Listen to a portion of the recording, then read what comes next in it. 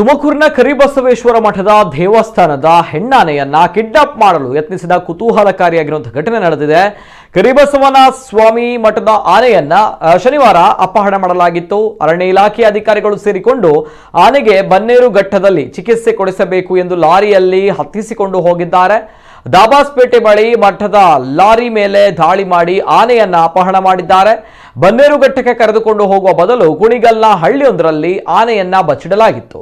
ಕಳೆದ 29 ವರ್ಷಗಳಿಂದ ತುಮಕೂರಿನ ಹೊರಪೇಟೆಯ ಕರಿಬಸವ ಸ್ವಾಮಿ ಮಠದಲ್ಲಿ ಇದೆ. ಕಾನೂನು ಬದ್ಧವಾಗಿ ಈ ಆನೆಯನ್ನ ಮಠದಲ್ಲಿ ಬೆಳೆಸಿಕೊಂಡು ಬರಲಾಗಿದೆ. ಜಾತ್ರೆ ಉತ್ಸವದ ಸಂದರ್ಭದಲ್ಲಿ ಸಂಪ್ರದಾಯದಂತೆ ಆನೆ ಬಳಕೆ ಆಗುತ್ತದೆ. ಯಾರಿಗೂ ಕೂಡ ಉಪದ್ರ ಕೊಡದ ಸೌಮ್ಯ ಸ್ವಭಾವದ ಆನೆ ಇದು. ಇಂತಹ ಆನೆಗಳನ್ನ ಸರ್ಕಸ್ ಕಂಪನಿಗಳಲ್ಲಿ ಬಳಸಿಕೊಂಡ್ರೆ ಒಳ್ಳೆ ಪ್ರದರ್ಶನ ನೀಡುತ್ತದೆ.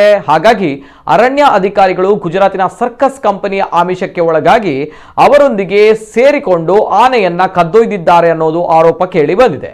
ಕಳೆದ ತಿಂಗಳು ಆನೆಯ ಆರೋಗ್ಯ ಪರೀಕ್ಷೆ ನಡೆಸಿ ಬಂದಿದ್ವಿ. ಆದರೂ ಇದ್ದಕ್ಕಿದ್ದಂತೆ ಅರಣ್ಯ ಇಲಾಖೆ ಅಧಿಕಾರಿಗಳು ಬಂದು ಆನೆ ಹೊಟ್ಟೆಯಲ್ಲಿ ಗೆಡ್ಡೆ ಬೆಳೆದಿದೆ, ಆಪರೇಷನ್ ಮಾಡಬೇಕು ಎಂದು ಸರ್ಕಸ್ ಕಂಪನಿ ಲಾರಿ ಮತ್ತು ಅವರ 8 ಜನ ಮಾವುತರನ್ನ ಕರೆತಂದು ಬಲವಂತವಾಗಿ ಕರೆದುಕೊಂಡು ಹೋಗಿದ್ದಾರೆ.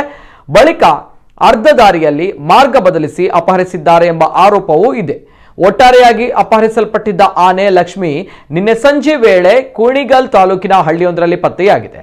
ಅದೇ ಸ್ಥಳದಿಂದ ಮಠದವರು ಗುಜರಾತ್ ಮೂಲದ ಲಾರಿ ಮೂಲಕ ಆನೆಯನ್ನ ವಾಪಸ್ ಮನೆಗೆ ಕರೆತಂದಿದ್ದಾರೆ. ಈ ಆನೆ ಸುಮಾರು 40 ಲಕ್ಷ ಬೆಲೆ ಬಾಳುತ್ತದೆಯಂತೆ. ಹಾಗಾಗಿ ಸರ್ಕಸ್ ಕಂಪನಿಯವರಿಗೆ ಆನೆ ಲಕ್ಷ್ಮಿಯನ್ನ ಮಾರಲು ಪ್ಲಾನ್ ನಡೆದಿತ್ತು ಅನ್ನುವಂತಹ ಒಂದು ಗಂಭೀರ ಆರೋಪ ಇದೆ. ಸದ್ಯ ಮಠದ ಆಡಳಿತ ಮಂಡಳಿ ತುಮಕೂರು ನಗರ ಠಾಣೆಗೆ ದೂರು ನೀಡಿದ್ದು, ವಿಚಾರಣೆ ಬಳಿಕ ಇನ್ನಷ್ಟು ಮಾಹಿತಿ ಹೊರಬೀಳಲಿದೆ.